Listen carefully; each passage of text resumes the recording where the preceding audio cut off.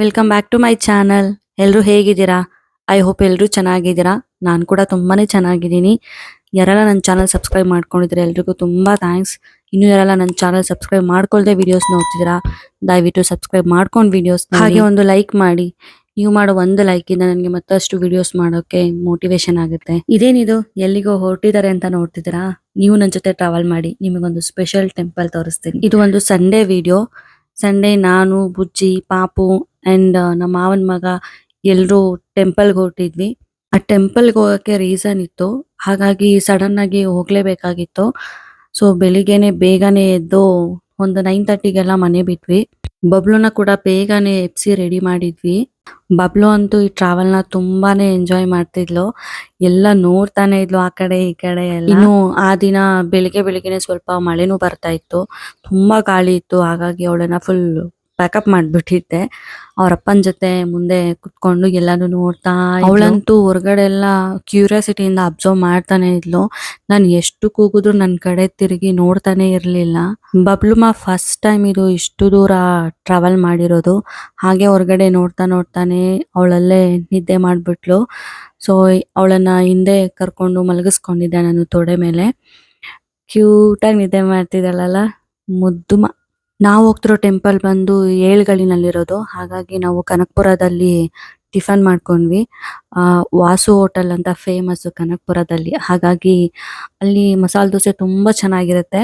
So ಹಾಗೆ ಅಲ್ಲಿ parcel ತಗೊಂಡು ಸೈಡಲ್ಲಿ ತಿನ್ಕೊಂಡು ಮತ್ತೆ ನಾವು ಟ್ರಾವೆಲ್ ಸ್ಟಾರ್ಟ್ ಮಾಡಿದ್ವಿ. ನಿಜವಾಗ್ಲೂ ಎಷ್ಟೋ ತಿಂಗಳುಗಳಾದ್ಮೇಲೆ ನಾನು ಈ ತರ ಹೊರಗೆ ಹೋಗಿದ್ದು. ಆಫ್ಟರ್ ಮೈ ಪ್ರೆಗ್ನೆನ್ಸಿ ನಾನು ಎಲ್ಲೂ ಹೋಗಿಲ್ಲ. ಬಿಕಾಸ್ ನನ್ನ ಪ್ರೆಗ್ನೆನ್ಸಿ ತುಂಬಾನೇ ವರ್ಸ್ಟ್ ಆಗಿತ್ತು. ಹಾಗಾಗಿ ನಾನು ಎಲ್ಲೂ ಟ್ರಾವೆಲ್ ಮಾಡಕ್ ಆಗೇ ಇರಲಿಲ್ಲ. ಸೊ ಮಗು ಆದ್ಮೇಲೂ ನಾನು ಎಲ್ಲೂ ಹೋಗಕ್ ಆಗಲ್ಲ ಅಂತ ನಾನು ಅನ್ಕೊಂಡಿದ್ದೆ, ಮನೇಲೇ ಇದ್ದೆ. ಸೊ ಬುಜ್ಜಿಯಿಂದ ನಾನು ಈ ಟೆಂಪಲ್ಗೆ ಹೋಗ್ತಾ ಇದ್ದೀನಿ. ತುಂಬಾ ಖುಷಿ ಆಯ್ತು ನನಗಂತೂ ಆ ವೆದರ್ಗೂ ಮತ್ತೆ ಈ ತರ ಬುಜ್ಜಿ ಜೊತೆ ಹೋಗಿದ್ದಕ್ಕೆ ನನಗೆ ತುಂಬಾ ಹ್ಯಾಪಿ ಆಯ್ತು. ಅಲ್ಲಿ ನನ್ನ ಅತ್ತೆ ಮಗ ತೋರಿಸ್ತಾ ಇದ್ದ ಇಲ್ಲಿ ಯಾವ್ದಾವ್ದು ಟೆಂಪಲ್ಸ್ ಇದೆ, ಯಾವ್ದಾವ್ದು ಪ್ಲೇಸಸ್ ಇದೆ ಅಂತ. ಯಾವ್ದಾದ್ರು ಹತ್ರ ಇದ್ರೆ ವಿಸಿಟ್ ಮಾಡೋಣ ಅನ್ಕೊಂಡು ಹೋಗ್ತಾ ಇದ್ವಿ. ನಾವು ಹೋಗ್ತಿರೋ ಟೆಂಪಲ್ ಬಂದು ತಾಯಿ ಮುದ್ದಮ್ಮ ಅಂತ ಏಳ್ಗಳಿನಲ್ಲಿ ಲೊಕೇಟ್ ಆಗಿರೋದು. ಆಲ್ರೆಡಿ ಒಂದ್ಸಲ ಬುಜ್ಜಿ ವಿಸಿಟ್ ಮಾಡಿದ್ರು, ಯಾಕಂದ್ರೆ ಅವ್ರಿಗೆ ಬಾಡಿನಲ್ಲಿ ಸ್ವಲ್ಪ ಅಲರ್ಜಿ ಎಲ್ಲ ಆಗಿತ್ತು. ಹಾಗಾಗಿ ಸಜೆಸ್ಟ್ ಮಾಡಿದ್ರು ಕೆಲವೊಬ್ರು ಇಲ್ಲಿಗೆ ಹೋದ್ರೆ ಅಲ್ಲಿ ಸ್ನಾನ ಮಾಡಿದ್ರೆ ಅದು ಹೋಗುತ್ತೆ ಅಂತ. ಹಾಗಾಗಿ ಅವ್ರು ಒಂದ್ಸಲ ಬಂದಿದ್ರು. ಇದು ಸೆಕೆಂಡ್ ಟೈಮು ಅಲ್ಲಿ ಪೂಜೆ ಮಾಡ್ಸಕ್ಕೆ ಅಂತ ಬಂದಿದ್ವಿ. ಇನ್ನು ಈ ಕೊಳದ ವಿಶೇಷತೆ ಅಂದ್ರೆ ಇದಕ್ಕೊಂದು ಸ್ಟೋರಿನೇ ಇದೆಯಂತೆ, ನನಗೆ ಅದು ಗೊತ್ತಿಲ್ಲ. ಆಲ್ರೆಡಿ ಯೂಟ್ಯೂಬ್ ಅಲ್ಲಿ ತುಂಬಾ ಜನ ಪೋಸ್ಟ್ ಮಾಡಿದ್ದಾರೆ, ನಿಮಗೆ ಬೇಕು ಅಂದ್ರೆ ನೋಡಿ. ಇಲ್ಲಿ ಬಂದು ಸ್ನಾನ ಮಾಡ್ಕೊಂಡ್ರೆ ಏನೇ ಚರ್ಮ ರೋಗ ಇದ್ರೂ ಅದು ವಾಸಿ ಆಗುತ್ತೆ ಅಂತ ಹೇಳ್ತಾರೆ. ನಮ್ಮಮ್ಮ ಕೂಡ ಲಾಸ್ಟ್ ಟೈಮ್ ಯಾವಾಗ್ಲೂ ಅವ್ರಿಗೆ ಆಗಿದ್ದಾಗ ಹೋಗಿದ್ರು. ಸೊ ಅವರು ಸಜೆಸ್ಟ್ ಮಾಡಿದ್ರು, ನಾವು ಕೂಡ ಹೋಗಿದ್ವಿ. ಇಲ್ಲಿ ಬುಜ್ಜಿ ಸ್ನಾನಕ್ಕೆ ಹೋಗಿದ್ರು. ಆ ಕೊಳದಲ್ಲಿ ನೀರ್ ತಗೊಂಡು ಅಲ್ಲೇ ರೂಮ್ಸ್ ಎಲ್ಲ ಇತ್ತು ಸ್ನಾನಕ್ಕೆ ಅಂತ ಹೋಗಿದ್ರು. ಅವರು ಸ್ನಾನ ಮುಗಿಸಿ ಬಂದ್ಮೇಲೆ ಇಲ್ಲಿ ಗಂಗೆ ಪೂಜೆ ಅಂತ ಮಾಡ್ತಾರೆ. ಆ ನೀರಿಗೆ ನಾವು ಕೂಡ ಪೂಜೆ ಮಾಡಿದ್ವಿ. ಈ ಕಲ್ಯಾಣಿ ನೋಡೋದಕ್ಕೆ ದೀಪದ ಶೇಪ್ ಅಲ್ಲಿ ಇದೆ, ನೀವು ಅಬ್ಸರ್ವ್ ಮಾಡಿ ನೋಡಿ. ನಾನು ಅದ್ರದ್ದು ಕ್ಲಿಪ್ ಕೂಡ ಹಾಕಿದ್ದೀನಿ. ತುಂಬಾ ಜನ ಬರ್ತಾರೆ. ನಾವು ಹೋಗಿದ್ದು ಸಂಡೇ ಆಗಿದ್ರಿಂದ ತುಂಬಾನೇ ಕ್ರೌಡ್ ಇತ್ತು. ನಾವು ಅವರೆಲ್ಲ ಪೂಜೆ ಆದ್ಮೇಲೆ ನಾವು ಪೂಜೆ ಮಾಡ್ಕೊಂಡು ಅಲ್ಲಿ ಇನ್ನು ಬೇರೆ ಬೇರೆ ಟೆಂಪಲ್ಸ್ ಎಲ್ಲ ಇತ್ತು, ಅದಕ್ಕೂ ಕೂಡ ವಿಸಿಟ್ ಮಾಡಿದ್ವಿ. ಇದು ಬಂದು ಮಹದೇಶ್ವರ ಟೆಂಪಲ್ಲು.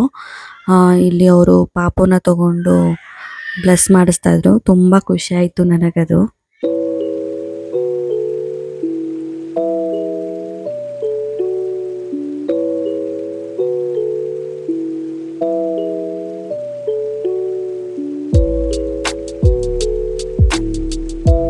ಇನ್ನು ಅಲ್ಲಿ ದೇವಸ್ಥಾನಕ್ಕೆ ಬಂದಿದ್ದವರೊಬ್ರು ನಮ್ಮ ಪಾಪುನ ಎತ್ಕೊಂಡು ಮುದ್ದು ಮಾಡ್ತಾ ಇದ್ರು. ತುಂಬಾ ಖುಷಿ ಆಯ್ತು ನೋಡಿ. ಇನ್ನು ಇದು ಬಂದು ಮೇನ್ ಟೆಂಪಲ್ಲು.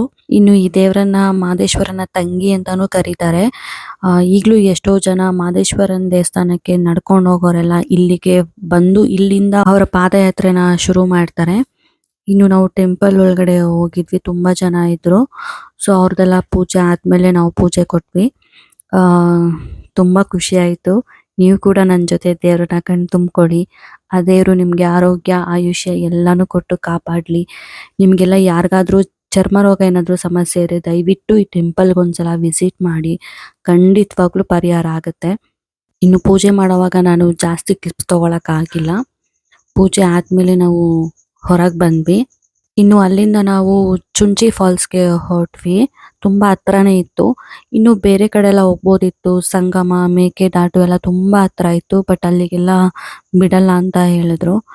ಸೊ ಈ ಫಾಲ್ಸ್ ನೋಡ್ಕೊಂಬರೋಣ ಅಂತ ನಾವು ಹೊರಟ್ವಿ. ಇನ್ನು ಅಲ್ಲಿ ಆಗ ತಾನೇ ಬಿಸಿಲು ಬರ್ತಾ ಇತ್ತು. ವೆದರ್ ತುಂಬಾನೇ ಚೆನ್ನಾಗಿತ್ತು. ಒಂಥರ ನೆಮ್ಮದಿ ಫೀಲ್ ಸಿಗ್ತಾ ಇತ್ತು ನನಗಂತೂ. ನಾನು ಫಸ್ಟ್ ಟೈಮ್ ಪ್ಲೇಸ್ನ ವಿಸಿಟ್ ಮಾಡ್ತಿರೋದ್ರಿಂದ ಹೇಗಿರುತ್ತೆ ಅಂತ ಕ್ಯೂರಿಯಾಸಿಟಿಯಿಂದ ನಾನು ಅಲ್ಲಿಗೆ ಹೋದೆ. ಸೊ ಮುಂಚೆನೇ ಪಾರ್ಕ್ ಮಾಡಿ ಅಲ್ಲಿ ಒಂದು 1/2 ಕಿಲೋಮೀಟರ್ ನಡ್ಕೊಂಡು ಹೋಗ್ಬೇಕು ಅಂತ ಹೇಳಿದ್ರು. ಸರಿ ನೋಡೋಣ ಅಂತ ಹೋದ್ವಿ. ಪಾಪು ಕೂಡ ಮಲ್ಕೊಂಡ್ಬಿಟ್ಟಿದ್ಲು. ಇಲ್ಲಿ ಬುಜ್ಜಿ ಪಾಪುನ ಎತ್ಕೊಂಡು ಹೋಗ್ತಾ ಇದ್ರು.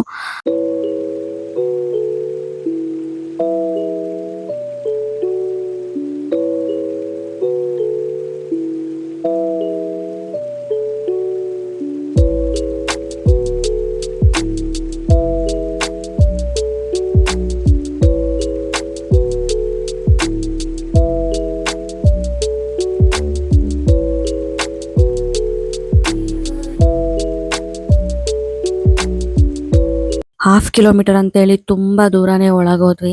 ನಾನಂತೂ ತುಂಬ ದಿನ ಆಗಿತ್ತು ಇಷ್ಟು ದೂರ ಎಲ್ಲ ವಾಕ್ ಮಾಡಿ.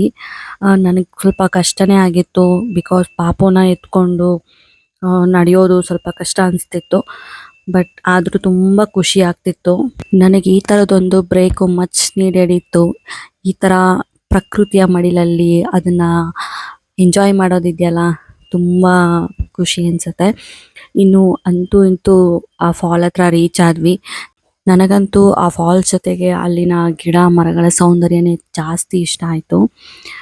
ಗಾಳಿ ಅಂತೂ ತಂಪಾಗಿ ಬೀಸ್ತಾ ಇತ್ತು. ನಿಜವಾಗ್ಲೂ ತಿಂಗಳಿಗೊಮ್ಮೆ ಆದರೂ ಈ ಥರ ಎಲ್ಲಾದರೂ ಹೊರಗಡೆ ಪ್ರಕೃತಿಯ ಮಡಿಲಲ್ಲಿ ಹಾಯಾಗಿ ಕೂತು ಎಲ್ಲವನ್ನು ಮರೆತು ಬಿಟ್ರೆ ಎಷ್ಟು ಚೆನ್ನಾಗಿರುತ್ತೆ ಅಲ್ವಾ. ನನಗಂತೂ ತುಂಬ ಹಾಯ್ ಅನ್ನಿಸ್ತು, ಮನಸ್ಸಿಗೆ ಹಿತ ಅನ್ನಿಸ್ತು. ನಿಜವಾಗ್ಲೂ ನೀವು ಕೂಡ ಒಂದ್ಸಲ ವಿಸಿಟ್ ಮಾಡಿ. ಅಲ್ಲಿ ತುಂಬ ಜನ ಕೂಡ ಇದ್ದರು. ಫಾಲ್ಸ್ ಹತ್ರ ಯಾರನ್ನು ಬಿಡ್ತಾ ಇರಲಿಲ್ಲ.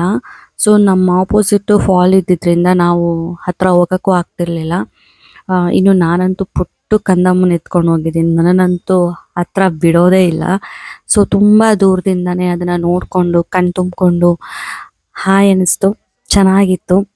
ಆಗಾಗ ಈಗೊಮ್ಮೆ ಫ್ಯಾಮಿಲಿ ಜೊತೆ ಒಂದು ಟ್ರಿಪ್ ಮಾಡ್ತಾ ಇದ್ರೆ ಒಂಥರ ಮನಸ್ಸಿಗೆ ಖುಷಿ ಅನಿಸುತ್ತೆ. ಏನೋ ಒಂಥರ ಅಲ್ವಾ, ಫ್ಯಾಮಿಲಿ ಜೊತೆ ಇದ್ದರೆ ಸೇಫ್ ಅನಿಸುತ್ತೆ. ನಿಜವಾಗ್ಲೂ ನನಗಂತೂ ತುಂಬ ಖುಷಿ ಆಯಿತು ಆ ದಿನ. ಒಂಥರ ರಿಫ್ರೆಶ್ಮೆಂಟ್ ಸಿಕ್ತು.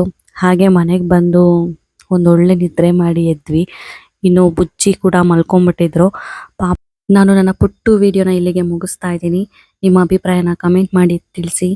ಹಾಗೆ ಒಂದು ಲೈಕ್ ಮಾಡಿ, ಸಬ್ಸ್ಕ್ರೈಬ್ ಮಾಡ್ಕೊಳ್ಳೋದನ್ನ ಮರಿಬೇಡಿ. Thank you for watching. ಖುಷಿಯಾಗಿರಿ, ಆರೋಗ್ಯವಾಗಿರಿ. ಮತ್ತೆ ಸಿಗೋಣ. ಬಾಯ್.